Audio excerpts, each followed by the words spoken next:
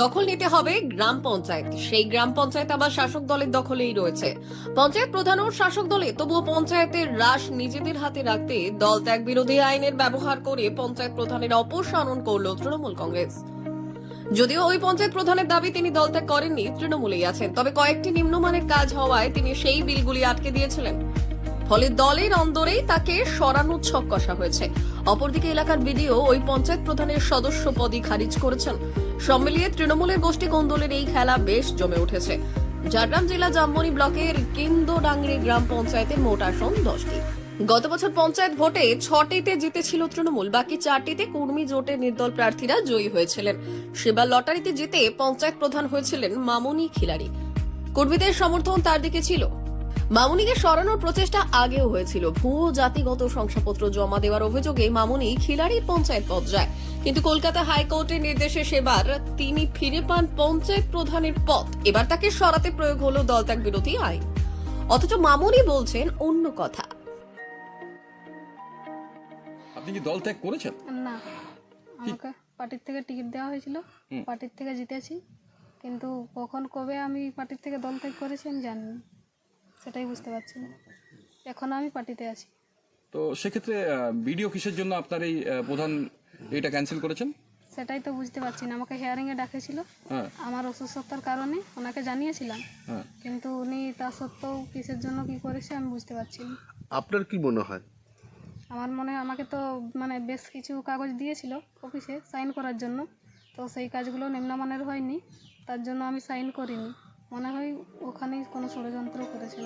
একজন নির্বাচিত পঞ্চায়েত প্রধানকে অনাস্থা প্রস্তাবের মাধ্যমে সরিয়ে দেওয়া যায়, কিন্তু সরাসরি তার পঞ্চায়েত সদস্য পদ খারিজ হওয়ার ঘটনা বেশ বিরল। এই ব্যাপারে জামবনি ব্লকের বিডিও দাবি করেন পঞ্চায়েত আইন মেনেই এটা করা হয়েছে, কিন্তু সরাসরি কেন মামুনি খিলাড়ির সদস্য পদ খারিজ করা হলো, জবাবে নিশ্চুপ বিডিও। তাদের মধ্য থেকে যিনি দলনেতা, উনি এই রুলিং যিনি প্রধান ম্যাডাম আছেন, সেই প্রধান ম্যাডামের কে এতে ওই ওয়েস্ট বেঙ্গল পঞ্চায়েত অ্যাক্টের দলত্যাগ বিরোধী আইন, যেটা আর্টিকেল 213 213 এতে ওনার ওই মেম্বারশিপ খারিজের প্রেয়ার করেন।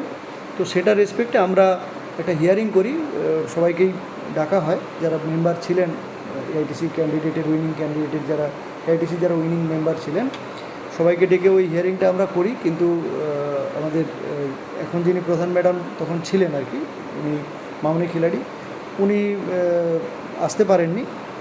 তো আমি হিয়ারিং সময় দেখেছি সেই রকম যা যা ডকুমেন্টস আছে সেই ডকুমেন্টসগুলোর সাপোর্টিং নিয়ে অ্যাজ পার অ্যাক্ট এক্ষেত্রে লাগু হয়েছে, সেই জন্য ওনার মেম্বারশিপটা চলে যায়। তৃণমূলের ব্লক সভাপতি দাবি করেছেন এটা গোষ্ঠী কোন্দল নয়। তার দাবি মামুনি খিলাড়ির কাজে খুশি নয় দল। এছাড়া তিনি কর্মীদের সমর্থনে প্রধান হয়েছিলেন, তাই দলীয়ভাবেই বাকি সদস্যরা তাকে সরিয়েছে। ব্যাপারটা হচ্ছে এটা দল যেখানে দল ব্যতিরেকে, দলের সিদ্ধান্ত ব্যতিরেকে যেখানে উনি সিদ্ধান্ত নিয়েছিলেন যে প্রধানের ব্যাপারটা, উনি যে নির্দলের সাথে জড়িত হলেন, এটা দল ভালো চোখে দেখছে না, সে কারণে এটা। পশ্চিমবঙ্গ পঞ্চায়েত আইনে 213 ক ধারায় সোমবারই মামুনি খিলাড়ির পঞ্চায়েত সদস্য পদ খারিজ করে দিয়েছেন জামবনি ব্লকের বিডিও দেবব্রত জানা। কিন্তু অপসারিত প্রধান মামুনি দাবি করেছেন তিনি তৃণমূলেই ছিলেন, আছেন। তাহলে প্রশ্ন উঠছে, দল ত্যাগ বিরোধী আইন কিভাবে আসছে? মামুনিও অবাক। ঝাড়গ্রামের জামবনি ব্লকের এই ঘটনা চোখে আঙুল দিয়ে দেখিয়ে দিল তৃণমূল মুখে যায় বলুক গোষ্ঠী কোন্দল থামবে না। অপরদিকে বিডিও তার ঊর্ধ্বতন কর্তৃপক্ষের নির্দেশের অপেক্ষায় রয়েছেন। ব্যুরো রিপোর্ট, আজকের ঝাড়গ্রাম।